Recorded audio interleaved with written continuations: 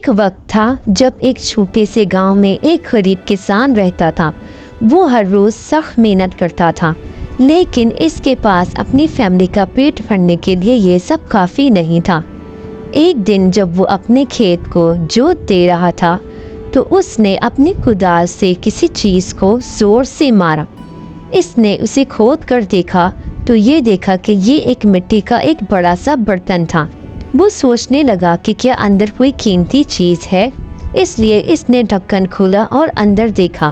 اسے حیرت ہوئی کہ برتن سونے کے سکوں سے بھرا ہوا تھا۔ وہ بہت خوش ہوا اور اپنی قسمت پر شکر گزار ہوا۔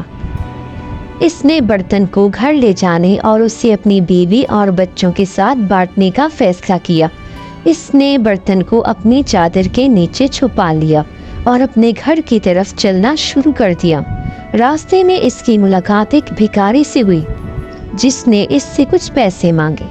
کسان کو اس پر افسوس ہوا اور اس نے اسے برتن سے سونے کا ایک سکہ دینے کا فیصلہ کیا۔ اس نے ڈھکن کھولا اور ایک سکہ نکالا۔ اس نے اسے بھکاری کے حوالے کیا اور ڈھکن بند کر دیا۔ وہ اپنا سفر دوبارہ شروع کرنے ہی والا تھا کہ اس نے برتن سے ایک چپکنے والی آواز سنی۔ اس نے دوبارہ ڈھکن کھولا اور دیکھا کہ جو سکہ اس نے نکالا تھا وہ برتن میں واپس آ گیا ہے۔ وہ حیران تھا اور سوچ رہا تھا کہ کیا برتن جادوئی تھا۔ اس نے اسے دوبارہ آزمانے کا فیصلہ کیا۔ اس نے ایک اور سکہ نکالا اور بھکاری کو دے دیا۔ اس نے ڈھکن بند کیا اور وہی آواز سنی۔ اس نے ڈھکن کھولا اور دیکھا کہ سکہ واپس آ گیا ہے۔ اس نے محسوس کیا کہ برتن واقعی جادوئی تھا اور یہ لامحدود سونے کے سکے پیدا کر سکتا تھا۔ وہ بہت خوش تھا اور سوچ رہا تھا کہ وہ دنیا کا امیر ترین شخص بن گیا ہے۔ اس نے بھکاری کا شکریہ ادا کیا اور اس سے کہا کہ وہ 2 سکے اپنے پاس رکھ لے جو اس نے اسے دیے تھے۔ اس کے بعد وہ اپنی بیوی اور بچوں کو اپنے دریافت کے بارے میں بتانے کے لیے اپنے گھر کی طرف بھاگا۔ وہ اپنے گھر پہنچا اور اپنے گھر والوں کو پکارا۔ اس نے انہیں برتن دکھایا اور انہیں بتایا کہ اسے یہ کیسے ملا اور یہ کیا کر سکتا ہے۔ وہ سب حیران اور خوش تھے۔ انہوں نے اسے گلے لگایا اور اس کی خوش قسمتی کے لیے اس کی تعریف کی۔ کسان نے برتن کو خفیہ رکھنے اور اس کے بارے میں کسی اور کو نہ بتانے کا فیصلہ کیا۔ اس کا خیال تھا کہ اگر دوسروں کو اس کے بارے میں معلوم ہوگا تو وہ اسے چوری کرنے یا اس کے خاندان کو نقصان پہنچانے کی کوشش کریں گے۔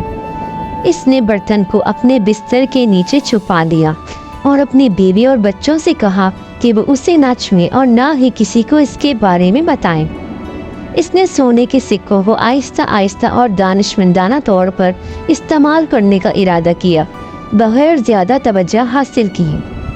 اگلے دن انہوں نے برتن سے کچھ سکے نکالے اور بازار چلے گئے۔ انہوں نے اپنی فیملی کے لیے کچھ کھانا، کپڑے اور دیگر ضروری چیزیں خریدیں۔ اس نے اپنے کچھ قرضوں کی ادائیگی بھی کی اور اپنے کچھ غریب پڑوسیوں کی مدد کی۔ وہ گھر واپس آیا اور برتن کو واپس اپنے بستر کے نیچے رکھ دیا۔ انہوں نے اگلے کچھ دنوں تک یہی کام کیا، یہاں تک کہ انہوں نے اپنی زندگی کے حالات کو بہتر بنایا اور اپنے ساتھی دیہاتیوں کی عزت اور تعریف حاصل کی۔ تاہم وہ جلد ہی لالچی ہو گیا اور مزید چاہتا تھا۔ اس نے سوچا کہ وہ ایک بادشاہ کی طرح جینے کا مستحق ہے، کیونکہ اس کے پاس ایک جادوئی برتن تھا جو اسے امیر بنا سکتا تھا۔ اس نے برتن سے مزید سکے نکالنے اور مزید پرتعیش چیزیں خریدنے کا فیصلہ کیا۔ اس نے ایک بڑا گھر، ایک گھوڑا، ایک گاڑی اور مہنگے کپڑے اور زیورات خریدے۔ اس نے اپنے اور اس کے خاندان کی دیکھ بھال کے لیے نوکروں اور محافظوں کی خدمات بھی حاصل کی۔ انہوں نے اپنے کھیت میں کام کرنا چھوڑ دیا اور اپنا وقت اپنی دولت اور طاقت سے لطف اندوز ہونے میں گزارا۔ وہ مغرور اور بدتمیز بھی ہو گیا۔ وہ اپنے پرانے دوستوں اور پڑوسیوں کو نیچا دکھاتا تھا اور ان کے ساتھ حقارت سے پیش آتا تھا۔ انہوں نے کسی بھی ضرورت مند کی مدد کرنے سے انکار کر دیا اور سب سے احترام اور فرما برداری کا مطالبہ کیا۔ وہ اپنی عاجزانہ اصل اور برتن کے لیے اپنی شکر گزاری کو بھول گیا۔ اس نے سوچا کہ وہ دوسروں سے بہتر ہے اور وہ جو چاہے کر سکتا ہے۔ اس کے بیوی اور بچے بھی بدل گئے۔ وہ مغرور اور خود غرض ہو گئے۔ انہوں نے فضول چیزوں پر پیسہ ضائع کیا اور دوسروں کی ضروریات کو نظر انداز کیا۔ وہ مغرور بھی ہو گئے۔ انہوں نے اپنے والد کی بے عزتی کی اور ایک دوسرے سے لڑائی کی۔ وہ اپنی محبت اور ہم آہنگی اور برتن کے لیے اپنی تعریف کو بھول گئے۔ ان کا خیال تھا کہ وہ ہر چیز کے حقدار ہیں۔ ایک دن ایک اجنبی شخص گاؤں میں آیا۔ وہ ایک مسافر تھا جس نے کسان اور اس کی دولت کے بارے میں سنا تھا۔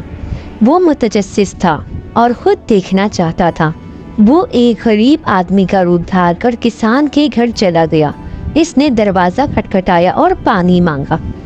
کسان کی بیوی نے دروازہ کھولا اور اسے دیکھا۔ وہ اس کی ظاہری شکل اور اس کی درخواست سے بیزار تھی۔ اس نے اس کے چہرے پر دروازہ زور سے بند کیا اور اسے چلے جانے کے لیے کہا۔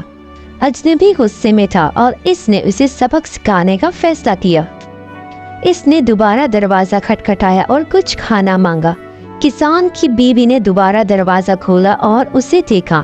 وہ غصے میں تھی اور اس کی بے عزتی کرنے لگی۔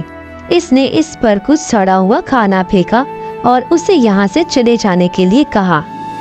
اجنبی غصے میں تھا اور اس نے بدلہ لینے کا فیصلہ کیا۔ اس نے تیسری بار دروازہ کھٹکھٹایا اور کچھ پیسے مانگے۔ کسان کی بیوی نے تیسری بار دروازہ کھولا اور اسے دیکھا۔ وہ غصے میں تھی اور اس کے اوپر لعنت ملامت کرنے لگی۔